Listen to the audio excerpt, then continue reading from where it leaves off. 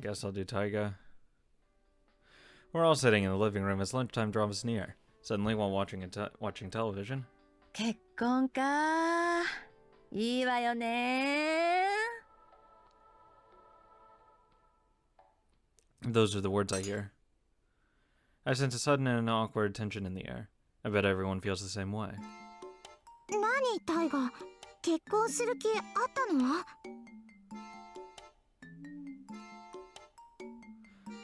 Setting her cup of milk tea down on its saucer with a clink, Ilya says what the rest of us are thinking. Sakura then speaks up as 爆 well. 弾って爆発する前に一瞬だけ静かになるって本当だったんですね。もし結婚式をするならアインツビルン城を貸してあげてもいいわよ。もっとも大河に相手がいればの話だけど。Oh. Tosaka's the next to あれ speak. が爆破の瞬間ね。相手なんているわけないでしょ。シロがだいぶしっかりしてきたからもう大丈夫かなって思ってたら、いつの間にやら2人増え3人増え、もはや桐次さんちは夢の温泉宿っていうか、最近は女子校がトレンドなのね。もうともかくそんな状態になっている真靴から目を離す暇なんてあるわけないじゃないのよ。タイガ、落ち着いてください。私に何ができるというのか。こうなっては教師として姉としてシロが人の道を踏み外さないよう真剣片手に監視するしかないと思いまして、でもそろそろめんどいからサクッと虚勢するのも致し方なしと言いましょうか。我が国の伝統芸能である間引きシステムによって攻略対象を1人か2人ぐらい闇に葬るのも検討中というかですね。セイバー、構わないからやっちゃいなさい。なんか口にしてたら面白くなってきた。よし、やってみよう。そうよね、あれこれ考える前にまずやってみるのが正しいわ。簡単だし。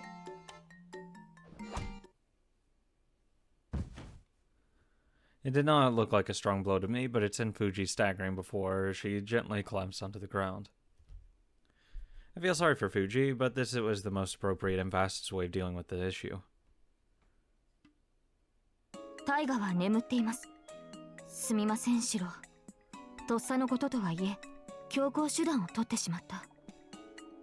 After carrying Fuji to her room, Saber いや、 apologizes. セイバーが謝ることじゃない。あのまま放っておいたらどんな惨劇が繰り広げられていたか。 To begin with, it was Tosaku who gave the order.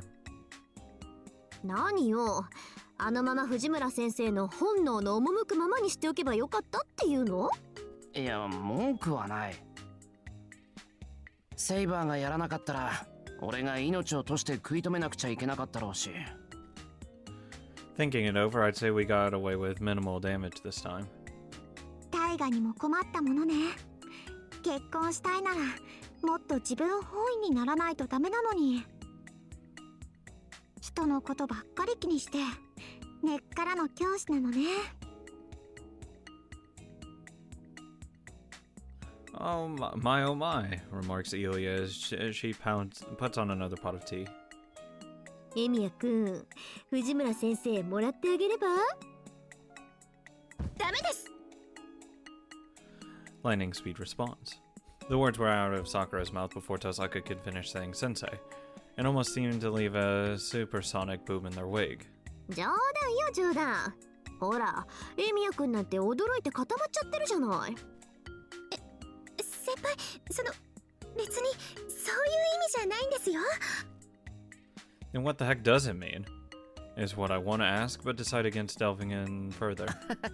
しかしなんだよな、藤姉もさ、急に結婚とか言われてもピンとこないよな。まあ普通はそうよね。特に私たちはそのあたりとの縁も薄いし。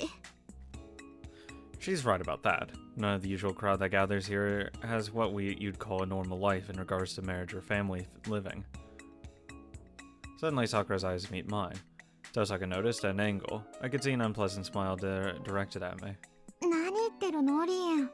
あなた、神父が身元引受人だったくせに。だからって教会に住んでいたんじゃないし、別に馴染みがあるってわけでもないわ。 I suppose so. Although I've never seen one myself, the church is where weddings are supposed to take place in Fuyuki. ってことは、あいつに祝福されて結婚した人たちがいたってことか。That guy, how should I put it? Look less like being wed and more like being judged before God. Some weird sort of Twilight Zone, maybe. そりゃあいたわよ。ま、あんなでも神父としては火の打ちどころのないやつだったし、結婚式を挙げた人たちは満足してたと思うけど。I want Karen to marry me. Officiate the wedding, that is. Calm down. Right. The scary thing is, aside from his personality as a priest, that man was perfect. Well, when it comes to marriage, Kazuki and Castor's story is the closest. Does that count? よろしいでしょうか。結婚式ということでしたら、私にも経験があります。一応ですが、挙式は城で行いましたので。Sakura, Dozaki, and I freeze in shock. Have you not read Arthur? みんな何固まってるのよ。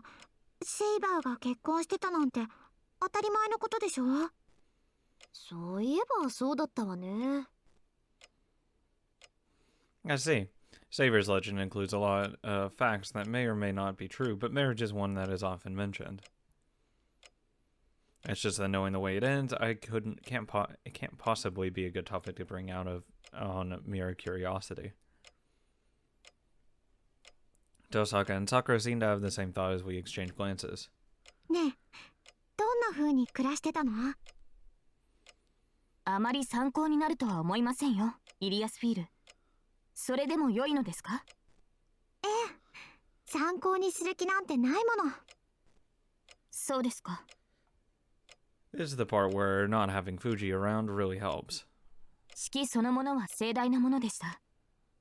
国を挙げてのものでしたから、7日ほど続いたでしょうか。私と彼女、ギネビアの婚姻は、国中に祝福されたものだったと言えるでしょう。偽りとはいえ、私も男性として彼女を愛そうと誓いました。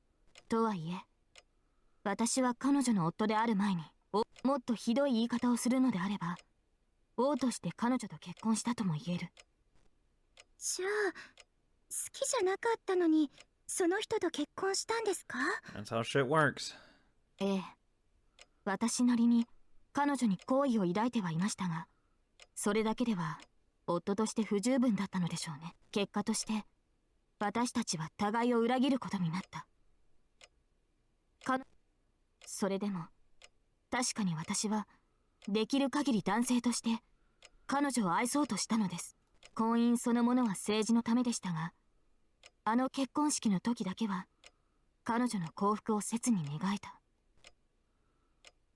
The way she told that story was much too calm. I could not possibly understand just what kind of different emotions were mixed in there. And with that, Saber's tale comes to an end with a smile, mixed with just a hint of loneliness. That was a fucking abrupt ending. Guess we'll talk to Ryder. Perhaps I should pop into the storehouse for a moment and see how things look. All I've been doing in here lately is organizing the place, so I thought I'd try to fix some of the broken things I had set aside for a change. シロ、ちょっとよろしいですか？シロ、調子が悪いので見ていただきたいと。Sure. どこか緩んでいるのか、手で押さえていてもぐらついて心もとないのです。これまで由楽のままに手荒に扱いすぎたせいなのか、少し触れただけで張りが弱くなっているようで。Oh, so this huge chest barrier was Ryder. No, that's not it. 修理って何を？無理、そんなのの修理なんて絶対無理。というか俺がやったら。ほら、そういうことはセイバーには縁がないから。遠坂だって関係ないよな。そうだ、さくらだ。さくらが詳しくないはずがない。今こそさくらが一番頼りになるとき。ああ、もうさくらしかいない。さくらで行こう。自転車のことなのですが、今シロは忙しいのですか？いや、さくらほどじゃないです。Good job. 涼しくなってきましたね、シロ。 Damn, this height difference. If I were another head taller, I wouldn't have lost face in that misunderstanding. Even walking beside her is just... そろそろシロも首元が隠れるような暖かい服を着てはどうです？先ほどから吸血跡が目につい。 Hearing those words coming from so far above makes me feel like a kindergartner being spoken to by a teacher. The height difference is weighing on my mind whether I like it or not. ライダー背高いよな。はい。 She's not that tall. いや羨ましいんだ。俺ももう少し背が高ければって思ってるし。モデルみたいに凛々しいし、いるだけで人の目を引きつける魅力もあるじゃんか。しかし。しかし、可愛くはありません。それには小柄であることが前提です。私にはどうしようもない。 I mean, you can still look attractive. Who cares about being, like, quote, cute? True, cute tends to be used to praise something small and delicate, and Ryder has just the opposite qualities. 可愛いって思われたかったんだ。What would a cute Ryder look like? Clutching a plushie that she always talks to. Playing video games and getting so absorbed in them that she'd move along with the characters, hitting her head on the coffee table and knocking herself out. I wouldn't say like half of those things are cute. Peeking at the tea cakes that Issei shared with me, saying, "Hoo hoo, what shall we do with these, Shiro?" and grinning ear to ear. I think all those positions are already filled. People yearn for what they do not have, and apparently even Ryder, who looks like a faultless beauty to me, is no exception. けどそればかりは仕方がないよな。そうだ、逆にさ、背が高くて得したことは？あまりないですね。例えば商店の一番上の棚にも手が届くとか、人混みの中で待ち合わせの時目印になるとか。不利益と差し引きすればマイナスだと断言できます。不利益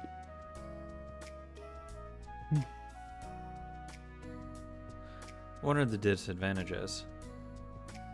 She has a pensive, melancholic look, as if she is deep in thought. Looking up at her, I get the impression that she's really distressed on the inside.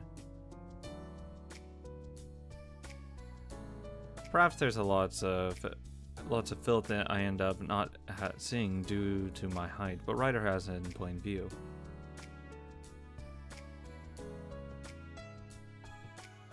Even so, I'm envious of tall people. They can forget the minor stuff and not let their feelings become grand.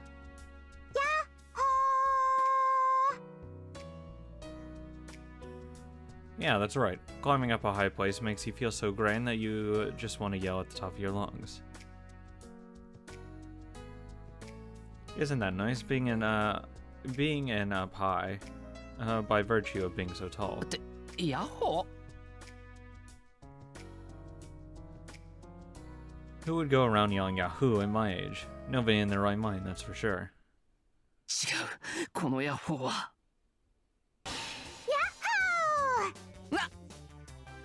Ilya. Coming from high up, watch out. Flying. Falling. That is an inevitable law of physics, and not even Ilya is above it. However, why is it that creature that cannot fly in the sky always try to do so? The real reason might be that falling is more fun than flying.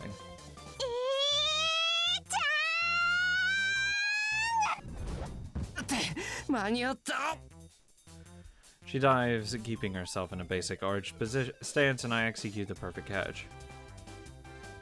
But I can't cancel out the kinetic energy. In my rush to protect Ilya, I end up tumbling magnificently to the ground.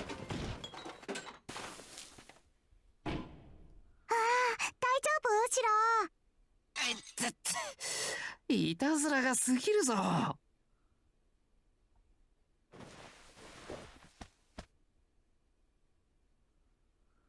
Ilya seems to be alright. Although my now battered body is another story. たく、ここにはガラクタが山ほどあって危ないんだからな。崩れてきたら怪我どころじゃ済まないんだぞ。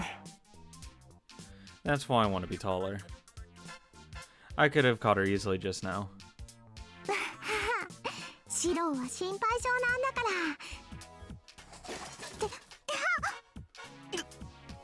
I stiffened, thinking she may have gotten caught on something. I looked back. The bicycle rider was pushing his fallen down.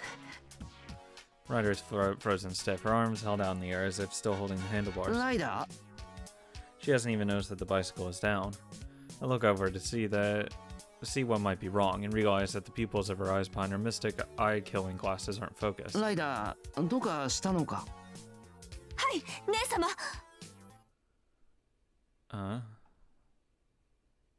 So I was her elder sister?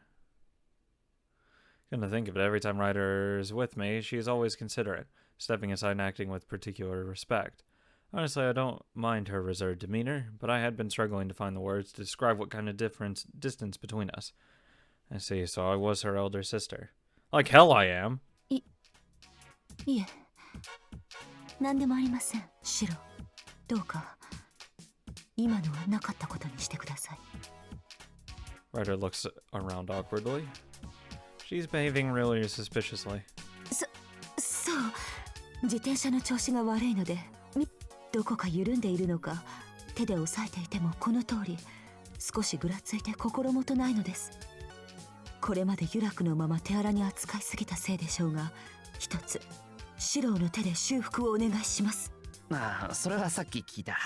そしてそれは自転車じゃなくて猫の大好き空間スリルキャットタワー。猫が登ったり爪を研いだり用を足したりする万能ジャングルジムで、Really? 藤姉がどこからか拾ってきていつの間にか勝手にここに置いていったやつ。The bike is still down there. As if to break through the awkward silence, the white one dives again. I can't take my eyes off this little berserker for an instant. This time the comment's heading straight for Ryder. ライダー、頼む。はい。 She'll be fine. With her tall stature and supernatural strength, she can catch Ilya easily. How nice it is to be tall. Look, she doesn't even flinch after catching Ilya. She doesn't flinch, but... なんで Dumbstruck, Ryder has turned into a statue.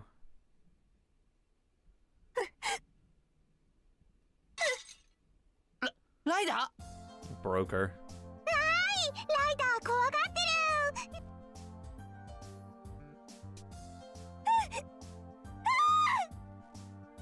Ryder of all people is shrieking in terror, all the while attempting to shake off Ilya, who's clinging onto her. There's some serious psychological issues at play here, no doubt. ダメ、シロ、早く取ってください。失礼ね。フロイラインを毛虫みたいに扱うなんて。そんなこと言うライダーにはこうしちゃうんだから。 Hugging her neck, Ilya rubs her cheek against Ryder's face. Huh? What a strange reaction. Don't tell me there are secrets to Ryder which we're not yet aware of. There are indeed. Now let's tell you a tale of a distant foreign country. It's a dark tale tainted with fresh blood. The story of a female monster that the mere mention of which makes one tremble in fear. The legend of Medusa. It takes place in a foreign land known as the Shapeless Isle. A faraway island that lies beyond the Okeanos. Known to no one but the three grey witches, the Greya. It is said that a fallen goddess that transformed into a terrible Gorgon lived there. Many warriors reached this temple shrouded in mystery. Some went to confirm the legends of the Gorgon. Others went to claim the glory of slaying the Gorgon. Some were dispatched to the island with an oracle's dazzling prophecy. Yet others equipped themselves with swords, spears, bows, and arrows, and traveled there with nary a word spoken to anyone else. Yet none of them still breathe. Not a single one escaped the isle alive. No, they did not die and return to the earth either. Turned into stone alive, their lives simply ended there. The owner of Sibylle, the mystic eyes of petrification, walks through the temple. Her hair is like silk of the Far East, and her skin is white like freshly fallen snow, and yet she is drier than the desert of Nubia, and more vicious than a sandstorm. She gazes at the stone statues of the petrified heroes, taking special notice of one of them, the statue of a huge man carrying a spear. His bulging sinews reminded her of the great physical strength he had when he was still alive. As the temple queen looks over the stone figures, her lips curve slightly. She raises her strange-looking dagger overhead in front of the pitiful man. Pulling the chain attached to the double-edged dagger now sticking out from the statue, she wraps it around another statue. Standing in front of the chain now, stretched between the two figures, she bends down to the basket at her feet, and picks up a heap of laundry. Oh. これかわいい. In the basket are a multitude of clothes made from expensive silk and linen, decorated with laces and ribbons. She washes them all diligently, rinsing in the river and then hanging them up on the chains one by one. Stoically, she labors on. The moment it falls into her hands, a spear turns into a clothesline, a sword into a hanger, and a helmet into a shoe-drying rack. Thus, having finished hanging up the laundry, she notices a single statue casting a shadow on the clothes, and proceeds to kick it down. Her work is finally completed. The owner of the mystic eyes looks at the statues scattered throughout the temple. 今日は誰も来ないといいな. She sighs listlessly. さてと、一休み一休み. She sits down on the statue of a man trying to crawl away to escape.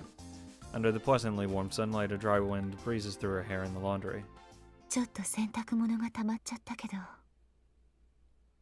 久しぶりにいいお天気でよかった. Bathed by the rays of sunlight, she gazes at the sun absent-mindedly. Right now, she is neither a goddess worshipped by many nor a monster which shakes the earth, but a young woman enjoying the tranquility. 見つけた。メデューサ! Suddenly, a voice filled with anger echoes in the temple. Not that it is a rare occurrence on this island. Seeking the glory of exterminating the snake witch, many people come here day and night to kill her. As a result, it seems that there will be one more clothes hanger to join the cemetery of bizarre stone statues.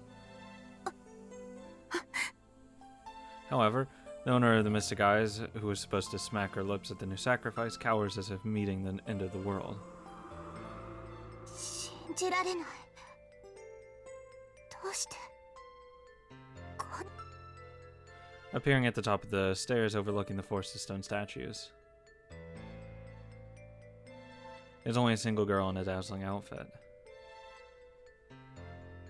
あなたはなんてことを。だって